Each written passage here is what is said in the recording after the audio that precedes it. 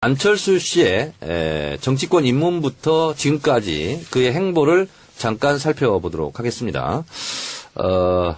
무릎팍도사에 출연하면서 인기가 높아졌고 서울시장 후보로서 지지율이 높아졌는데 박원순 시장한테 양보함으로써 일약 대선 주자로 급부상을 했고 2012년도에 우여곡절 끝에 대선 단일화 국면에서 후보 단일화 국면에서 사퇴를 하고 형식적으로는 문재인 후보를 지지했지만 실질적으로 마이크에 대고 문재인 후보를 지지한다.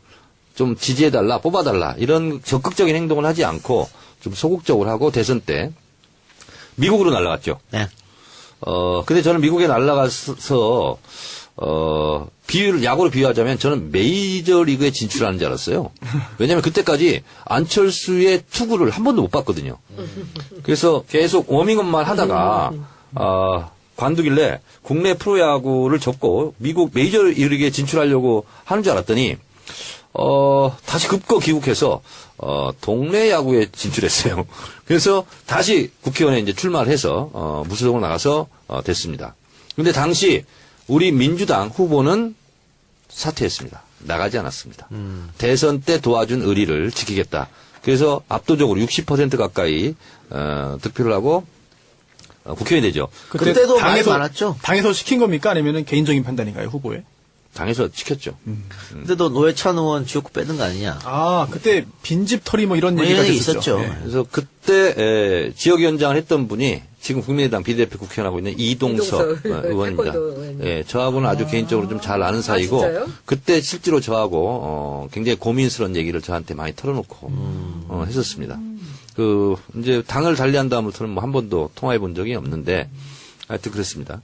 그리고 나서 새정치연합이라는 정치결사체를 만들어서 지방선거를 대비하려다가 3월 1일인가요? 김한길 당시 대표와 합당을 선언하고 공동대표가 되죠. 예.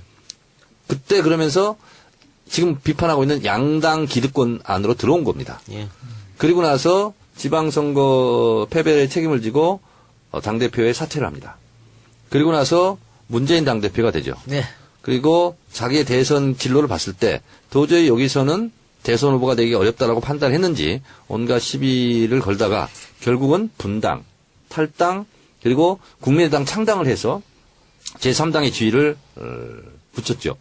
그러면서 지금 출마의 변으로 가장 내세우고 있는 명분이 다당제에 대한 신봉입니다. 근데 제가 지금 정치 역정을 몇 년간을 얘기했듯이 그는 처음부터 다당제 신봉자가 아니었습니다. 갑자기 지금 바뀐 거죠. 심상정 의원이 다당제, 제3의 정당 이런 걸 얘기한다면 그것이 신념화되어 있는 거기 때문에 인정을 해주지만 안철수 씨 같은 경우는 처음부터 그게 아니었기 때문에 본인의 살 길을 가기 위해서 지금 깨맞추고 있다. 저는 이렇게 생각을 하고요. 저는 무엇보다도 참 웃음이 났던 것이 뭐냐면 얼어붙은 두만강을 건넌 안중근 의사를 언급했는데요. 안 싫어서 그런 것 같아요. 제가 그래서 안중근 의사의 행적을 조사해 봤더니요. 얼음 두꺼운 있잖아요. 얼어붙은 두만강을 그때 건너지 않았습니다. 그리고 안중근 의사가 이토 히로부미 이등박물을 저격한 것이 1909년 10월 26일입니다. 그때는 두만강이 얼지 않습니다. 11.6이에요? 예. 11.6이에요. 네. 자, 그런데 그 이전에 이미 안중근 의사는 만주로 진출을 했고요. 그리고 독립운동을 했고 학교도 세우고 이렇게 합니다. 그리고서 실제로 만주에서 실제로 국내에 들어와서 일본군하고 전투도 합니다. 그리고 대승도 하고 또 패배하기도 하고. 그래서 이미 그쪽에서 독립운동을 하고 있었어요. 독립운동을 조국을 뭐 지키기 전에 다시 조국에 돌아오지 않겠다는 심정으로 얼어붙은 두만강을 건넌 것은 전혀 설정이 잘못된 거예요. 왜 그랬어요, 근데? 누가 잘못 입력을 했겠죠. 아하. 종시라서. 그래서 제가 김광진 의원이 페이스북에 썼어요. 사학도로서 이것은 설정이 역사적 설정이 맞지 않는다. 그걸 제가 어디서 보고 제가 실제로 안중근 의사의 그 있잖아요. 그 고종 때 태어났잖아요. 그 순국하기 전까지 그 일대기를 제가 또 공부를 해봤더니 얼어붙은 두만강을 건너는 그런 뭐 조국을 구하 그런 게 아니고 이미 가 있었어요. 우리 역사 전문가 이 작가님께서 또 한 말씀 해주셔야죠. 아니, 수능 안 씨인가, 안철수? 네? 수능 안 씨인가? 그리고 극중주의를 들고 나왔습니다. 생전 처음 들어보는 말인 것 같아요. 극중주의는요, 한 번, 생전 처음이지, 그럼. 얘기한 학자가 있습니다. 있어요? 네, 프랑스 파리 일대학의 피에르 세느라 교수인데요. 그분이 왜 이 극중주의를 썼냐면 극중주의를 비판하려고 썼습니다. 이게 뭐냐면 프랑스 혁명 이후에 니콜라이 18세 다시 왕정을 복구한 때가 있었습니다. 그때 프랑스 혁명 세력들은 좌파죠. 이거 왕정으로 가면 안 된다. 또 왕당파들은 왕정으로 가야 된다. 좌우 대립이 극심했어요. 그때 루이 18세가 정치권 좌우 다 빠져. 나는 그냥 관료들하고 이제 잘 살래. 그게 극중주의예요.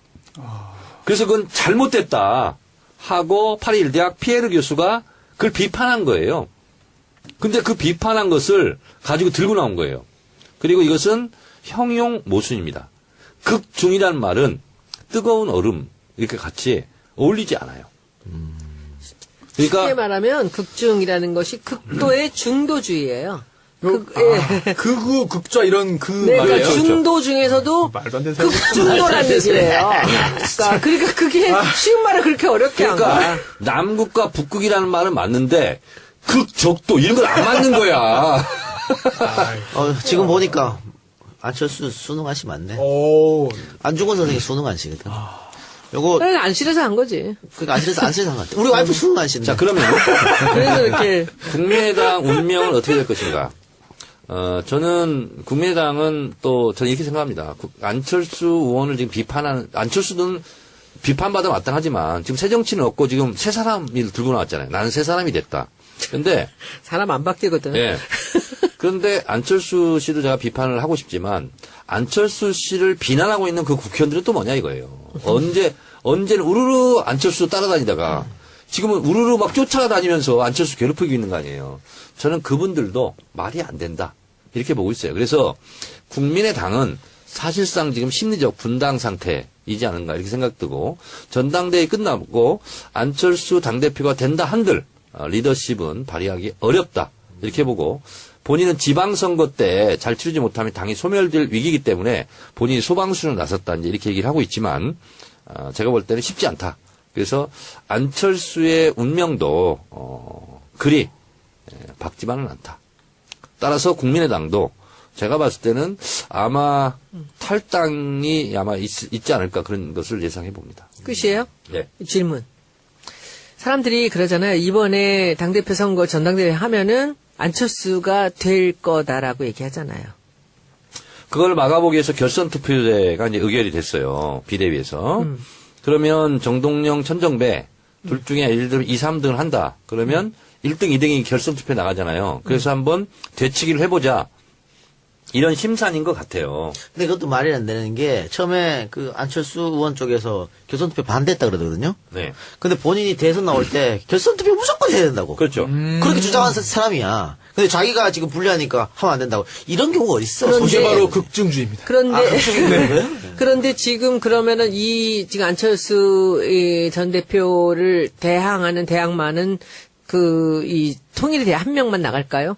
결선 투표 때는 그런 거죠. 네, 그러니까 한 명만 나가게 되나요? 그렇죠. 네. 근데 한 명이 나가도 이기기 결선 투표 어렵다는 자체가 겁니까? 2명이 하는 거예요. 네, 그러니까 한 명이 나가도 이길 가능성이 없나요? 저는 쉽지 안철수를? 않다고 봅니다. 그러니까 안철수가 이기나요? 1차에서 과반수 그냥 해버리지 않을까요? 그럼 이렇게 난리를 치는 안철수가 되는 이유는 뭐야 도대체? 안철수 당이에요, 이거는. 그래서 저는 안철수 씨가 지금의 마인드는 어떤 거냐면 정치를 사업처럼 생각한다. 그리고 정당을 사업체라고 생각하고 본인은 오너라고 생각하는 거예요. 그래서 내가 아니면 안 된다는 생각을 좀 하고 있다. 그러면 지금 이 양반 하는 얘기 중에 보면은 이제 탈호남을 해야 된다는 얘기를 하잖아요, 이분이. 그러면 지금까지 그 안철수를 따라갔던 이 국민의당의 호남 국회의원들은 어떡하냐고요? 호남 사람들 어떡하죠? 그러니까 이러지도 못하고 저러지도 못하고 진퇴양난 딜레마에 빠지는 거죠. 근데 저는 요즘에 이 사태를 얘기하는 사람들 중에서 가장 인상적으로 본 그 인터뷰가 이상돈 의원이에요. 네. 이상돈 의원이 사실 그분이 연세가 많으세요. 그 신기남 의원이라고 그분이 초등학교, 중학교, 고등학교, 대학교, 해군 장교까지 동기랍니다. 나이가 많으세요. 연세가 꽤 있으세요. 왜냐면은 있으신 분이에요. JTBC 그 52년생이겠네 그러면. 대기실에서 항상 주무셔가지고 항상 주무시고 계셔가지고. 근데 이분이 하시는 얘기 중에 저는 너무 놀란 게 그 헛소리라 그랬잖아요. 극중주의는 헛소리다. 정상적이지 않다라는 얘기를 하는데 아까 그 불시신가? 네. 그 얘기들 똑같이 하는데 엄청나게 강하게 얘기를 하시는데 이제 문재인 대통령도 문재인 2012년에 패배하고서는 1년 넘게 안 나타나고 쉬었다는 거죠. 그러니까 지금 이 박지원 전 대표도 대선 패배하고선 자기가 물러났다 맞는데 대선 패배에서 박지원 전 대표보다 10배, 100배 잘못한 안철수가 또 나온다는 게 말이 되냐는 거지. 근데 나는 이분이 그 얘기하는 걸 듣고 그분은 뭐 아무래도 비례대표로 들어가신 분이니까 초선이고 그러니까 좀 자유로울 수 있는데 이제 경험 많고 연세 많잖아요.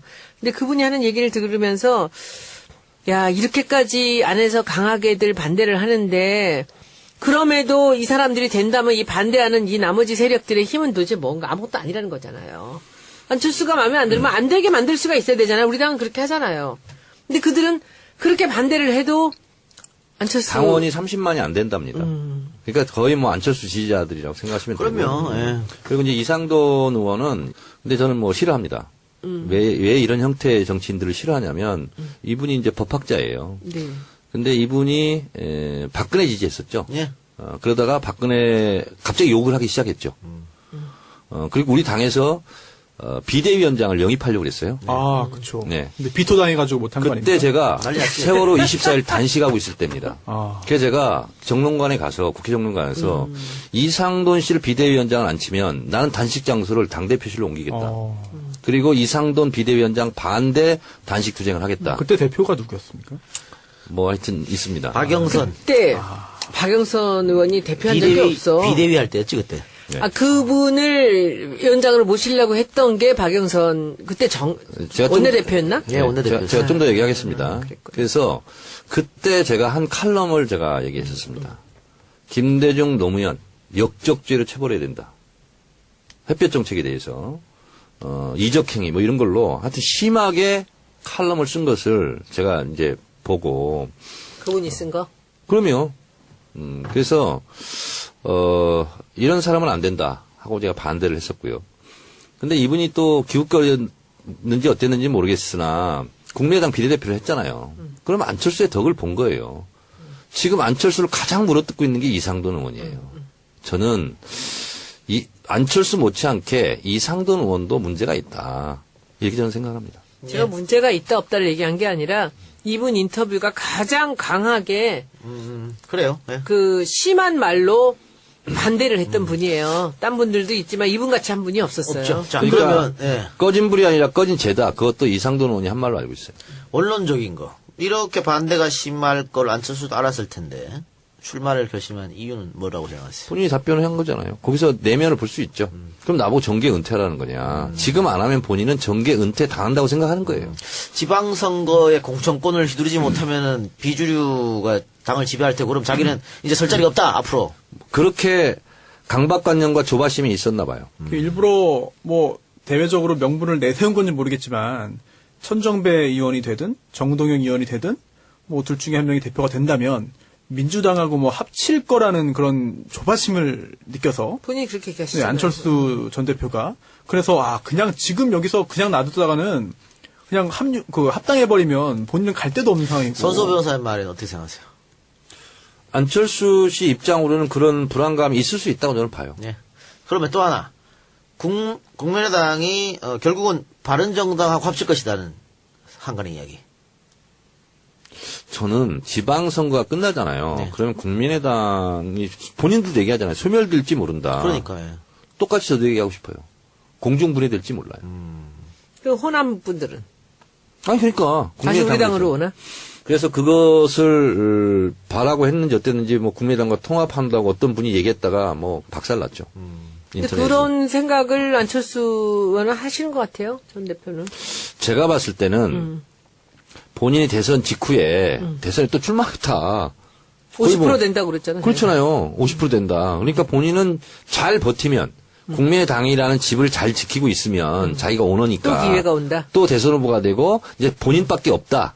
차기 주자는 그렇게 생각을 하고 있는 것 같아요. 그러니까 누가 와서 지금 분탕질 하기 전에 내가 회사를 내가 세웠는데 내가 오는데 내가 굳건히 지키고 있어야 된다 이런 생각을 또 하고 있는 것 하나는 같아요. 이런 거죠. 중요한 거는 그 왜 나가느냐라고 봤을 때 분명히 자기가 되니까 나가는 거예요.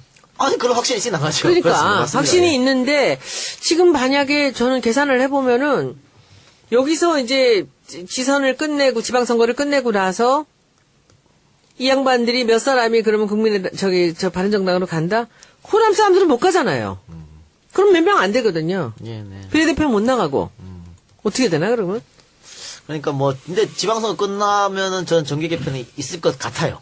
어떤 식으로든 정계 있을 것 개편이 있을 것 같아요. 같아요. 근데 왜냐면 지방선거가 지금 뭐 1년 남았습니다만은 이 상태로 간다고 가정했을 때 국민의당하고 바른정당 설 자리가 없거든요.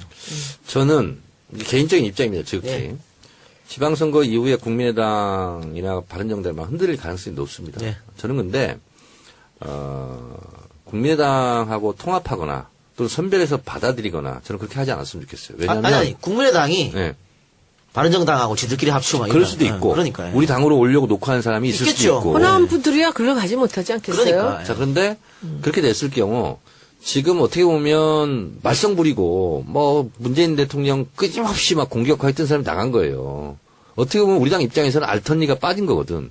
근데 그 알턴니를 다시 끼워서 뭐 뭘 하자 나는 이거는 아닌 것 같고 좀 협치라는 관점 속에서 의회 소수이기 때문에 좀 불편함은 있겠지만 그것은 난 국민들의 지지로 예. 돌파했으면 좋겠고 그리고 다음 총선 때는 우리 당이 잘해서 호남에서 다시 석권했으면 좋겠어요. 나가지 않았습니다. 대선 때 도와준 의리를 지키겠다. 그래서 압도적으로 60% 가까이 득표를 하고 국회의원이 되죠. 그때도 많이 많았죠. 당에서 시킨 겁니까? 아니면 개인적인 판단인가요, 후보에? 당에서 지켰죠. 그때도 노회찬 의원 지역구 빼는 거 아니냐. 아, 그때 빈집 털이 뭐 이런 뭐 얘기가 이런 얘기 있었죠. 있었죠. 예. 그래서 그때 지역위원장을 했던 분이 지금 국민의당 비례대표 국회의원하고 있는 이동석 의원입니다. 태권도 의원님. 예, 저하고는 아주 개인적으로 좀 잘 아는 사이고 진짜요? 그때 실제로 저하고 굉장히 고민스러운 얘기를 저한테 많이 털어놓고 했었습니다.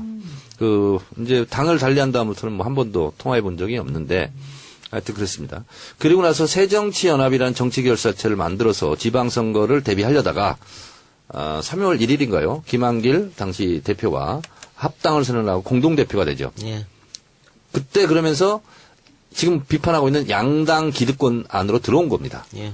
그리고 나서 지방선거 패배의 책임을 지고 당대표에 사퇴를 합니다. 그리고 나서 문재인 당대표가 되죠. 네.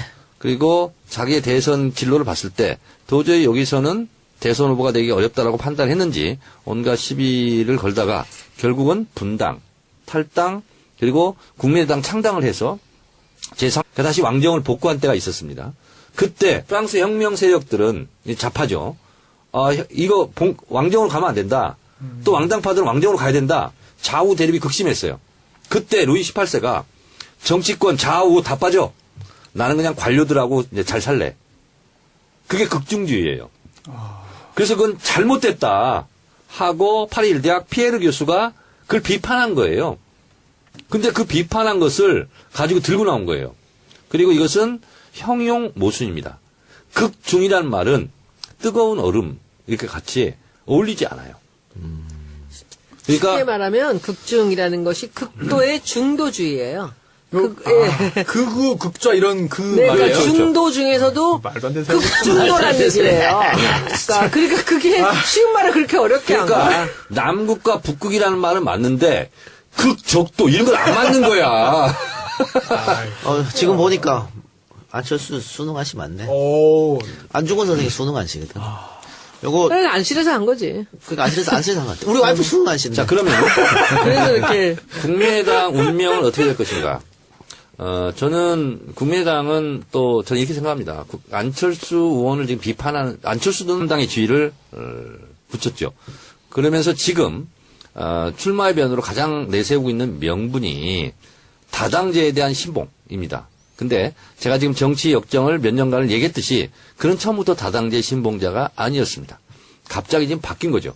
심상정 의원이 다당제, 제3의 정당 이런 걸 얘기한다면 그것은 신념화되어 있는 거기 때문에 인정을 해주지만 안철수 씨 같은 경우는 처음부터 그게 아니었기 때문에 본인의 살 길을 가기 위해서 지금 깨맞추고 있다. 저는 이렇게 생각을 하고요. 저는 무엇보다도 참 웃음이 났던 것이 뭐냐면 얼어붙은 두만강을 건넌 안중근 의사를 언급했는데요. 안 싫어서 그런 것 같아요. 제가 그래서 안중근 의사의 행적을 조사해 봤더니요. 얼음 두꺼운 있잖아요. 얼어붙은 두만강을 그때 건너지 않았습니다. 그리고 안중근 의사가 이토 히로부미 이등박물을 저격한 것이 1909년 10월 26일입니다. 그때는 두만강이 얼지 않습니다. 11위게요? 예. 11위에요. 네. 자, 그런데, 그 이전에 이미 안중근 의사는 만주로 진출을 했고요. 그리고 독립운동을 했고, 학교도 세우고, 이렇게 합니다. 그리고서 실제로 만주에서 안철수 씨의 정치권 입문부터 지금까지 그의 행보를 잠깐 살펴보도록 하겠습니다.